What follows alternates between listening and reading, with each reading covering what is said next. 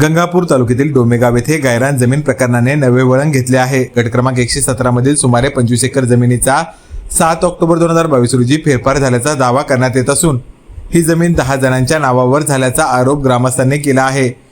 डोमेगाव शिवारातले असून आमच्या गावात गट नंबर 117 मध्ये आम्ही जवळपास 60-70 वर्षापासून तिथं वास्तव्यास होतो आणि आहे। आमच्या शिवारातील 117 गट नंबर मध्ये 25 एकर गायरान जमिनी कैलास गायकवाड आणि त्यांचे भाऊ असे 10 जण आहे। 10 जणांच्या नावावर प्रति माणूस 1 हेक्टर अशी 25 एकर जमीन नावावर केलेली आहे। जो फेर झालेला आहे कोणत्या वर्षी झालेला? फेर 2022 या वर्षामध्ये झालेला। आपण किती दिवसापासून या ठिकाणी वास्तव्य सर? आता मी लहानपणापासून जन्मच त्या जागेवर झाला। आमचे वडील समजा 1975 पासून तिथं वास्तव्य आहे। किती कुटुंब असतील बरं आसपास 30 ते 40 उमरे तिथं आहे। जसं तुम्ही सांगितलंय की तुम्हाला काय बोललं जातं? आता परवाच्या शनिवार दिवशी तलाठी मॅडम तिथे आलत्या। त्यांनी आम्हाला सांगितलं तुम्ही तर घर बांधले तर कोणाला विचारून वगैरे बांधले आणि पंचनामा न करता मॅडम तिथून निघून गेल्या। कोणाला काही माहित नसताना तिथं म्हातारे 1-2 माणसं होते तिथं। फक्त मॅडम आले आणि त्यांना विचारलं की तुम्ही कोणाला विचारून घर बांधले, निघून गेल्या। आणि तुम्हाला आता तहसीलचं लेटर वगैरे काढते, तुम्हाला नोटीस पाठवते असं आम्हाला सांगून मॅडम गेलं।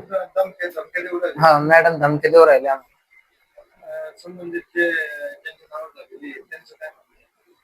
ते आम्हाला काही न बोलता असेच शिव्या वगैरे देणं, पाठीमाग शिव्या वगैरे देत असतात। विशेष म्हणजे या ठिकाणी तब्बल अनेक वर्षापासून वास्तव्यास असलेल्या सुमारे 30 कुटुंबांवर बेघर होण्याची वेळ आल्याचे नागरिकांचे म्हणणे आहे। दरम्यान पंचनाम्यात सदर जमिनीचा उल्लेख गायरान म्हणून करण्यात आला आहे। मात्र संबंधित जमिनीचा सातबारा उतारा उपलब्ध असेल तर पंचनाम्यात गायरान असा उल्लेख कसा करण्यात येतो? पंच म्हणून सिग्नेचर केलेली त्याच्यावर ती कशी केली? मॅडमना आम्हाला विचारण्यात आलं। मॅडमना आम्हाला सांगितलं की बाबा हे लोक किती दिवसापासून वास्तव्याला आहे, त्या आम्हाला पंचनामा करायचा आहे आणि आम्हाला माहित नाही आणि कोऱ्या कागदावरती आमची सह्या घेतल्या। तुम्हाला काही सांगितलंच नाही पंचनामा कसा आहे? नाही, पंचनामा हे करायचंय, सह्या घ्या, सह्या दिल्या आम्ही कोऱ्या कागदावर, आम्हाला काही माहित नाही